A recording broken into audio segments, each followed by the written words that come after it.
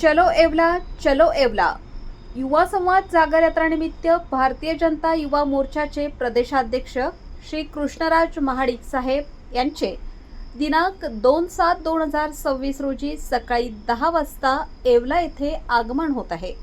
सर्व पदाधिकारी, कार्यकर्ते, युवा वर्ग व नागरिकांनी उपस्थित राहावे असे आवाहन भाजपा युवा मोर्चाचे जिल्हाध्यक्ष तथा नगरसेवक समीर समदडिया यांनी केले आहे।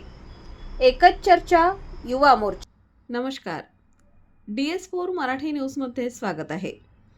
येवल्यातून लोकशाहीचा चौथा स्तंभ मानल्या जाणाऱ्या पत्रकारितेवर खासदार संजय दीना पाटील यांनी केलेल्या आक्षेपार्ह टिप्पणीचे तीव्र पडसाद आता उमटू लागले आहेत।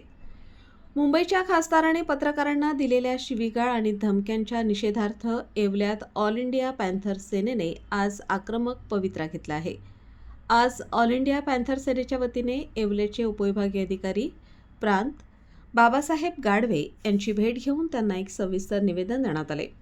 खासदार संजय दीना पाटील यांनी ज्या भाषेत पत्रकारांना धमकावले ती भाषा अत्यंत खालच्या दर्जाची असून एका लोकप्रतिनिधीला हे शोभत नाही, असा आरोप ऑल इंडिया पॅन्थर सेनेच्या कार्यकर्त्यांनी केला आहे।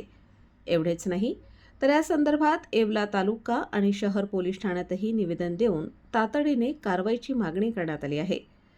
पत्रकारितेचा अपमान आणि लोकशाहीचा गळा दाबण्याचा हा प्रकार असल्याचे सांगत ऑल इंडिया पॅन्थर सेनेने आपला तीव्र निषेध नोंदवला आहे। या आंदोलनावेळी मोठ्या संख्येने पॅन्थर सेनेचे कार्यकर्ते उपस्थित होते। आता या निवेदनानंतर प्रशासन काय भूमिका घेते याकडे सर्वांचे लक्ष लागले आहे।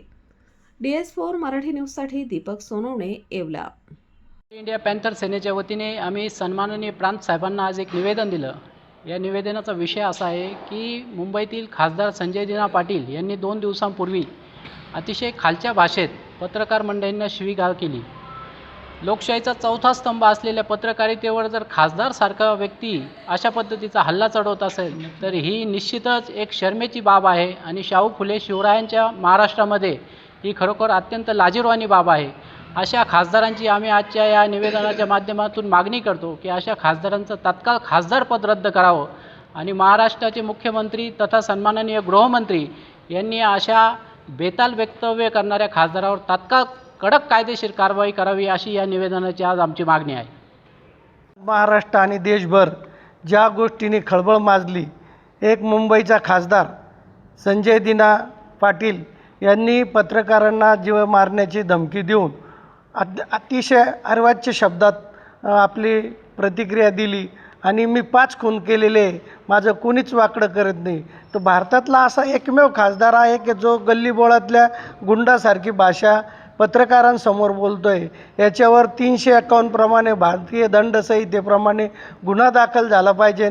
अशा माणसांवर लवकरात लवकर कारवाई करावी, कारण महाराष्ट्रात अशा पद्धतीचे लोक जर गुंडगिरीची भाषा वापरायला लागली तर महाराष्ट्र हा बिहार झाल्यासारखा वाटायला लागलेला आहे आणि आपल्या राज्याची जी प्रतिमा आहे ती डागाळल्या जात आहे। तेव्हा मुख्यमंत्र्यांनी यांच्यावर त्वरित कारवाई करून आपल्या महाराष्ट्राची लाज राखावे अशी मी विनंती करतो।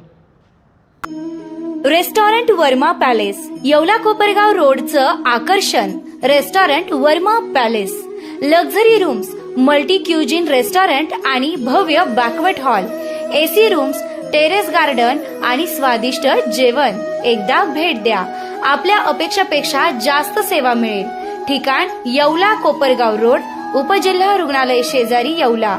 Restaurant Verma palace.